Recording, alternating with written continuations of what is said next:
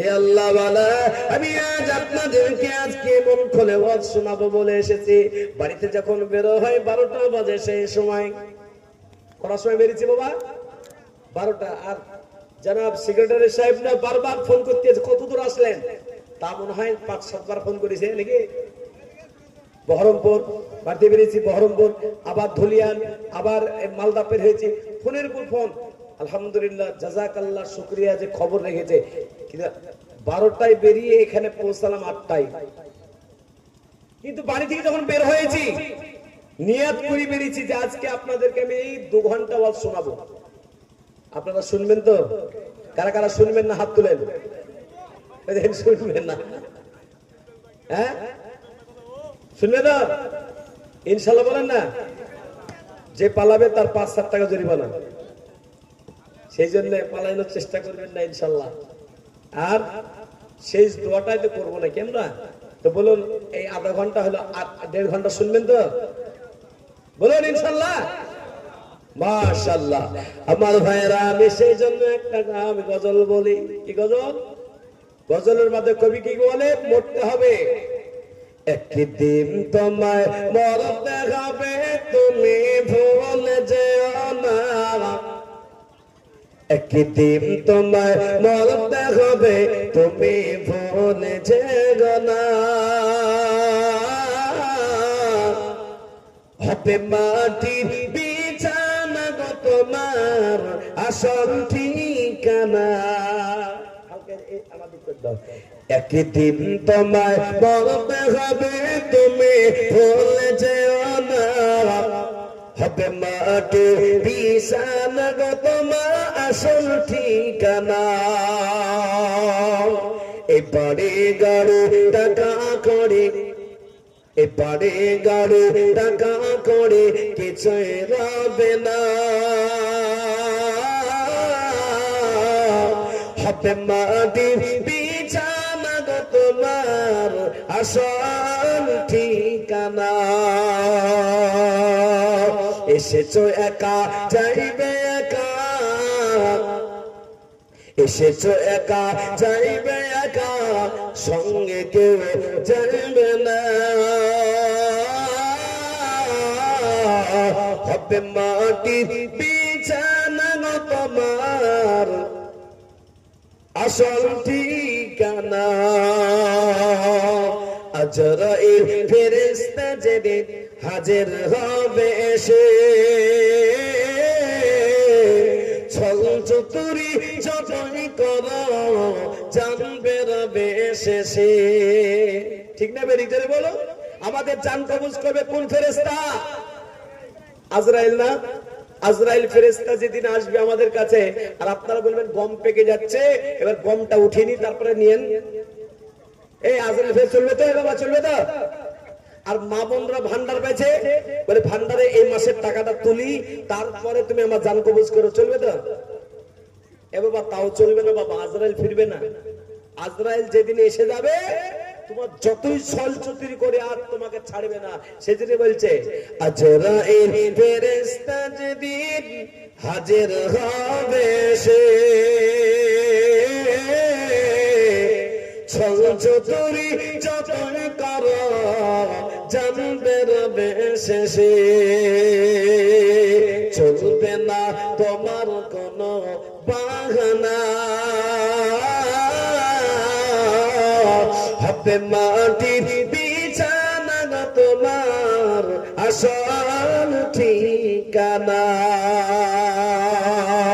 এ যুবকেরা, এ আমার ভাইয়েরা, এ আমার পান্ডানে সিনেমা ভাইয়েরা, ইসলামে সর্বপ্রথম যিনি কালেমা পড়েছিলেন মহিলাদের ভেতরে, ওই মহিলাটার নাম আপনারা একজন কেউ বলো, কে বলতে পারবে? সর্বপ্রথম মহিলাদের ভিতরে একজন কালেমা পড়েছিলেন, ওই মহিলার নাম কি? এ বাবা, প্রতি বছর জলসা শোনানো ভুল হচ্ছে নাকি? জোরে বলেন, নাম কি? এখানকার লোকের জিজ্ঞেস করেছি, দেখি একটা কালেমা পড়ে মুসলমান হয়েছিল একজন মহিলা, সর্বপ্রথম ওর নামটা কি? খাদিজা রাদিয়াল্লাহু তাআলা। জোরে বলুন না, খাদিজা রাদিয়াল্লাহু তাআলা। আপনাদেরকে আবার ভয় লাগছে কিন্তু শিখাইলে আবার পালিয়ে যাবেন নাকি? এ বাবা শিখিয়ে নেন, লাভ হবে। নবীজির কটা বেটি ছিল? 4টা। প্রথম বেটির নাম একজন, কেউ বলতে পারবে? একজন মহিলা মানে নবীজির একজন বেটির নাম বলতে পারবে? প্রথম বেটির নাম কি দেখি, একজন প্রথম বেটির নামটা কে বলতে পারবে? বলে মহাসাব জলসা করেন, এসব শিখি লাভ হবে না। কিন্তু হ্যাঁ, নবীজির 4টা বেটির নাম জানবেন না তা কখন হতে পারে? এ আল্লাহ ওয়ালা, নবীজির 4টা বেটি ছিল। যারা জানেন না তারা ভালো করে শুনে নেন, মুখস্থ করে নেন। অনেক জনা আছে নাম আজকে খুঁজে পায় না। আমি তো বলি যারা নামের নাম ভালো রাখবে না, অনেক হাদিস কোরআন আছে, ফতোয়া আছে, আল্লাহ নবী বলেছেন নামের কারণে অনেকজন জাহান্নামে যাবে, আবার অনেকজন নামের কারণে জান্নাত যাবে। অনেক মা বোনরা নাম রাখছে আজকাল লাভলি, ধুবলি, হুবলি, খুবলি, বুবলি, এসব জাহান্নামী নাম বাবা। আর কিন্তু নবীজির 4টা বেটের নাম কি যদি বলতে ভাই, বলে এই সমস্ত নাম আর চলবে না, বলে এইসব নানি দাদির নাম চলবে না। আমি আপনাদের বলি নবীজির 4টা বেটির নাম, প্রথম বেটির নাম হলো জাইনাব। কি নাম বললাম? মুখস্থ করেন, জাইনাব। সকালবেলায় বলতে পারবেন যে মৌলভী মৌলানা সাহেব এসেছিল মুর্শিদাবাদ থেকে, জামিরুল ইসলাম শিখে গেছে। নবীজির 4টা বেটির প্রথম বেটির নাম বলেন জাইনাব। দ্বিতীয় বেটির নাম হলো রুকাইয়া, তৃতীয় বেটির নাম হলো উম্মে কুলসুমা, নবীজির 4 নম্বর বেটির নাম হলো ফাতেমা। আজকে বেটি হলে মনটা খারাপ হয়ে যায়, কিন্তু বিশ্ব নবী জানিয়েছেন যদি প্রথম মেয়ে হয়, যে ঘরেতে প্রথম মেয়ে হবে আল্লাহ পাকের রহমতের দরজা তার জন্য খুলে গেল। জোরে বলুন সুবহানাল্লাহ। মেয়ে হলে খুশি হন কারা কারা? হাত তুলে বলুন তো দেখি। আর যারা হাত তুলে নেই তারা বলছে আমরা খুশি নেই। বেটা হলে 5 লাখ পাবো, একটা মোটরসাইকেল পাবো বিহার বাড়ি থেকে। এ আল্লাহ ওয়ালা, বিশ্ব নবী সাল্লাল্লাহু আলাইহি ওয়াসাল্লাম তিনি জানিয়েছে যারা ঘরে একটা মেয়ে, ওই মেয়েটাকে যদি দ্বীন শেখাতে পারে, অর্থাৎ কোরআন শেখাতে পারে, হাদিস শেখাতে পারে, মাসলা মাসাইল শেখাতে পারে, নাম্বার 2 পর্দা নসিবা বানাতে পারে, নাম্বার 3 যদি উপযুক্ত নামাজি ছেলের সাথে বিবাহ দিতে পারে, আল্লাহ নবী বলে ওই ব্যক্তির জন্য জান্নাত ওয়াজিব হয়ে গেল, জান্নাতের একটা দরজা খুলে গেল। জোরে বলুন সুবহানাল্লাহ।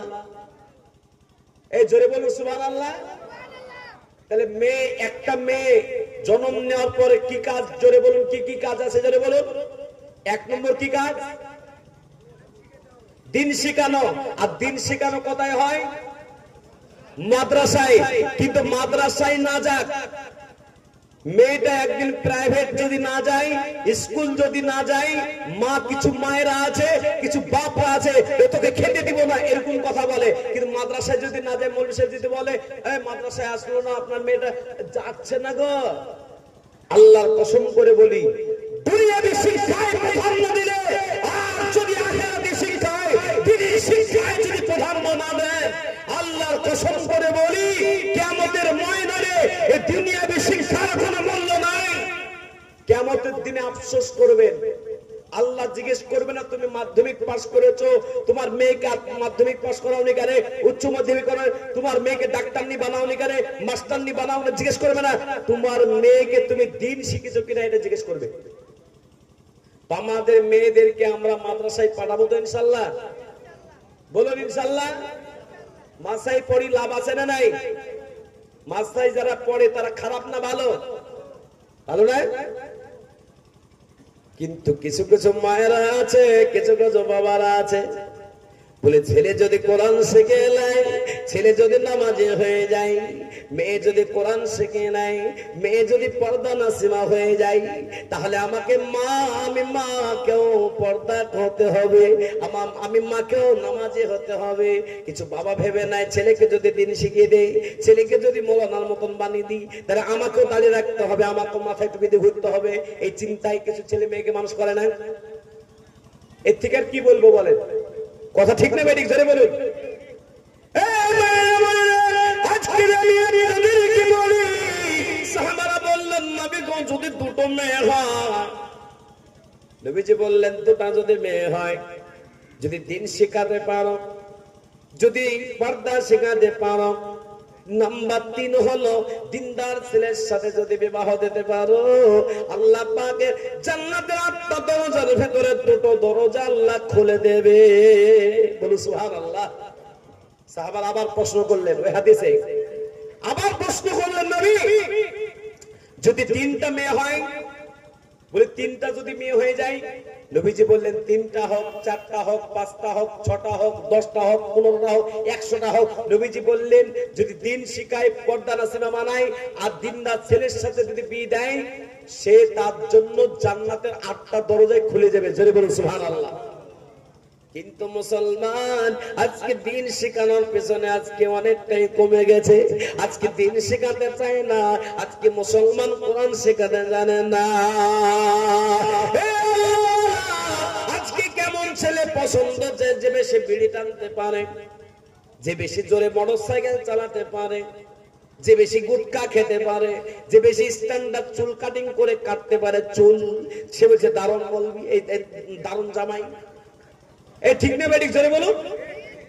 এই আপনাদের এলাকার কিছু মা বোনরা আছে, বলছে এইদিকে চুল কাটা, এইদিকে চুল কাটা, ছেলেটা একেবারে হিরো, একেবারে সালমান খান। সালমান খান জাহান্নামে যাবে, ও মুসলমান নাকি? বেঈমান। ও যে কতজনকে নিয়ে যে জাহান্নামে যাবে আল্লাহ জানে। কিন্তু আল্লাহর কসম করে বলি, যে সমস্ত ছেলেরা নামাজ পড়ে, আলেমকেই বিয়ে করতে হবে, আলেমকে হতে হবে তার জরুরি নাই। যে নামাজ পড়ে জানতে হবে আল্লাহ পাক তারাতে অনেক কিছু গুনাহ থেকে আল্লাহ তাকে হেফাজত করেছে। কারণ ইন্না সলাতা তানহা আনিল ফাহশাই ওয়াল মুনকার, একমাত্র নামাজ মানুষকে গুনাহের কাছ থেকে হেফাজত করতে পারে। একবার জোরে বলবেন না সুবহানাল্লাহ। সেই জন্য যে মায়েরা, যে ভাইরা নিজের মেয়েকে মানুষ করেছেন, বেনামাজি ছেলের সাথে বিবাহ দিয়েছেন, ওই ছেলেটাকে ওসিয়ত করবেন, বাবা ওয়াজ শুনেছি, ওয়াজে কাজ করিনি, আজ থেকে বাবা তুমি নামাজ পড়ো। আল্লাহকে যেন বলতে পারি যে আমার জামাই নামাজ পড়তো। বাবা হিসাবে, মা হিসাবে বেঁচে যাবেন। কোথায় বাড়ি? কাহা ঘর হ্যাঁ? এ বাবা কাহা ঘর হ্যাঁ? বিড়ি রানতে যাবে নাকি? যান, এরকম করে চলবেন। মুসলমান শুধু রেখে দিয়ে, ও আল্লাহ বালারা, আমি আপনাদের সকলকে বলি, দুনিয়ায় কিছু নাই, দুনিয়ায় আজকে আছি কালকে থাকবো, গ্যারান্টি নাই কোন সময় কখনো বদল হয়ে যাবে, একমাত্র আল্লাহ ছাড়া কেউ জানে না। আজকে মুসলমানের ছেলেরা ফরজ গোসল জানে না, আজকে মুসলমানের ছেলে মেয়েরা আজকে ওযুর ফরজ জানে না, আজকে মুসলমানের ছেলেরা জানাজায় কোথায় আজকে তাকবীর হয় এটাও জানে না। এমন মুসলমান আছে না নাই? গতকালকে যেখানে আমার জলসা ছিল মুর্শিদাবাদে, ওই জলসাতে আমি জিজ্ঞেস করলাম, ভাই জানাজার কটা তাকবীর দিতে হয়? আল্লাহু আকবার করে কটা জানাজার তাকবীর পড়ে?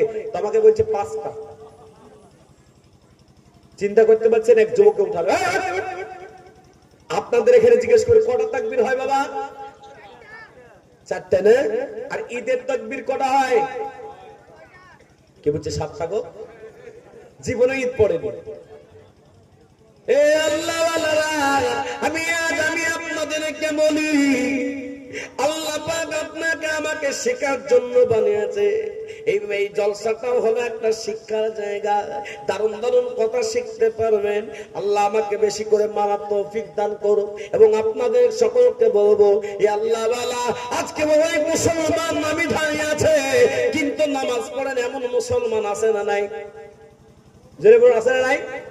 না কোন শরীর সব বুজুর্গ ব্যক্তি, সব বুজুর্গ না, সব বুজুর্গ।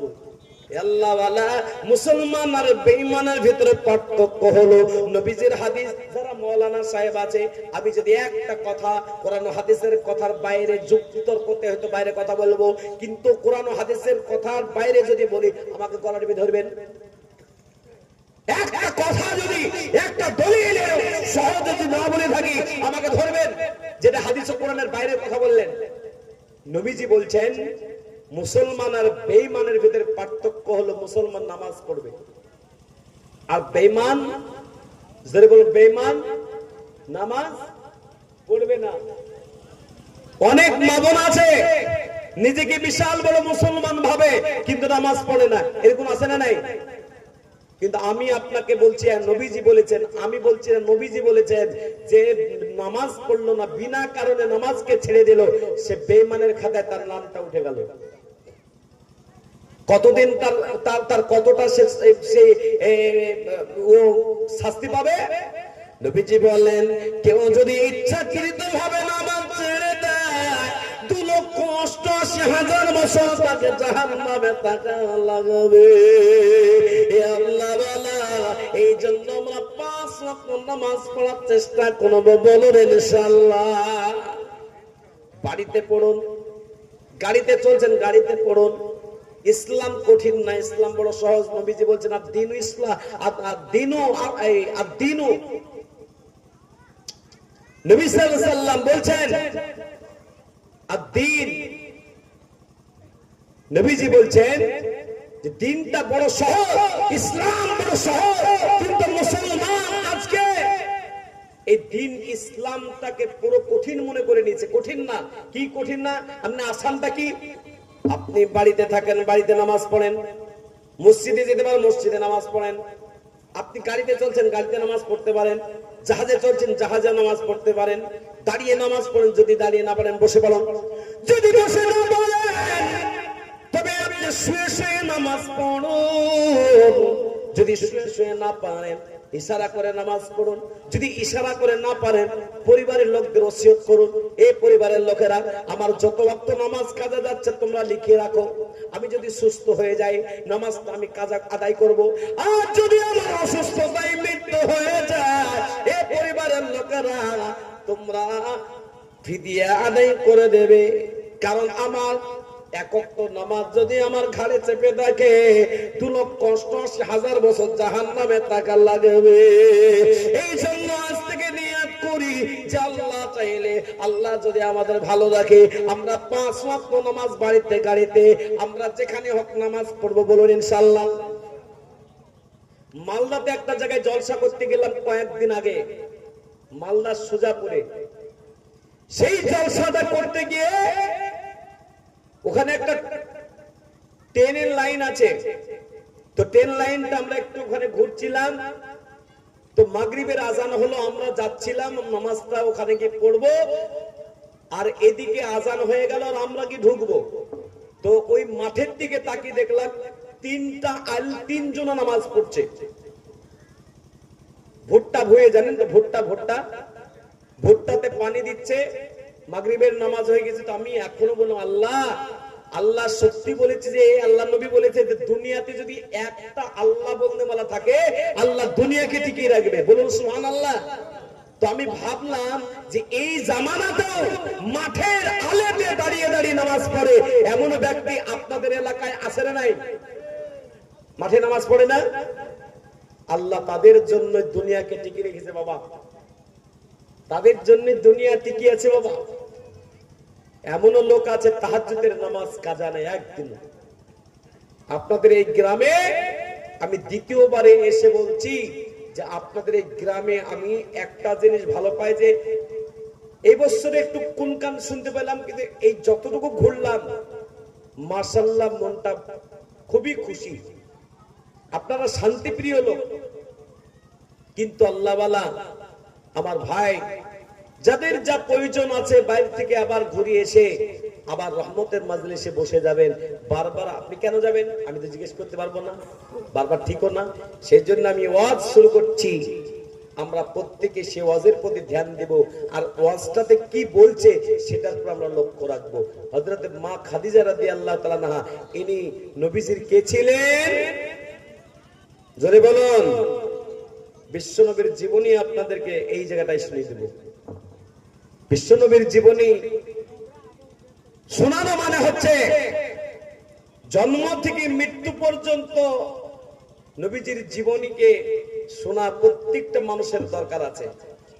আমি এক একটা স্টেজে 13 দিন 10 দিন 7 দিন করে জন্ম থেকে মৃত্যু পর্যন্ত নবীজির জীবনী বলেছি, কিন্তু আমি তো অতটা পারবো না। আজকে হালকা পাতলা বলবো। এই হালকা পাতলার ভিতরে অনেকটা শিক্ষা লুকিয়ে আছে, সেই শিক্ষাটাকে আমরা নেব। একবার জোরে বলুন ইনশাআল্লাহ। হৃদয়ে নবীজির মহব্বত ভালোবাসা যদি আমাদের অন্তরে থাকে, আমরা জান্নাত পাবো। জোরে বলুন সুবহানাল্লাহ। কোরআন কি বলছে? কুল ইন কুনতুম তুহিব্বুনাল্লাহ ফাত্তাবিউনি ইউহিব্বুকুমুল্লাহ। আল্লাহ নিজে বলছেন, হে নবী আপনি বলে দিন, যদি কেউ আল্লাহকে মহব্বত করতে চায়, আল্লাহর সাথে প্যার করতে চায়, তারা যেন নবীকে মহব্বত করে। যার নবীর সাথে ভালোবাসা প্যার হয়ে যাবে, আল্লাহ পাক নিজে বলছেন ইউহিব্বুকুমুল্লাহ, আমি আল্লাহ তাকে মহব্বত করব। আর আমি আল্লাহ যাকে মহব্বত করব, ভালোবাসা দেব, ওয়ায়াগফির লাকুম যুনুবাকুম আল্লাহু গফুরুর রহিম, আমি আল্লাহ তার জীবনের সমস্ত গুনাহ maaf করে দেব। একবার জোরে বলুন না সুবহানাল্লাহ। তাহলে নবীজির মহব্বত রাখবো তো ইনশাআল্লাহ। আমি যে গজলটা বলি ওয়াজটা শুরু করব, এই গজলটা আপনারা মনে মনে বলবেন। হৃদয়ে, গজল শুনেন তো আপনারা? হৃদয়ে গভীরে লিখেছি যারে, হৃদয়ে গভীরে লিখেছি যারে, নূর নবীরে আমার প্রিয় নবীরে, এতিম নবীরে আমার প্রিয় নবীরে, দয়ার নবীরে দয়ার নবীরে, বজরে বলো সুবহানাল্লাহ। দয়ার নবীরে মায়ার নবীরে, এতিম নবীরে আমার প্রিয় নবীরে, হৃদয়ে গভীরে লিখেছি যারে, এতিম নবীরে আমার প্রিয় নবীরে, এতিম নবীরে আমার প্রিয় নবীরে, অন্যায় অনাচারে ভরা ছিল, অন্যায় অনাচারে ভরা ছিল, জগৎ ভরা ছিল, দয়ার নবী মায়ার নবী এসে সবই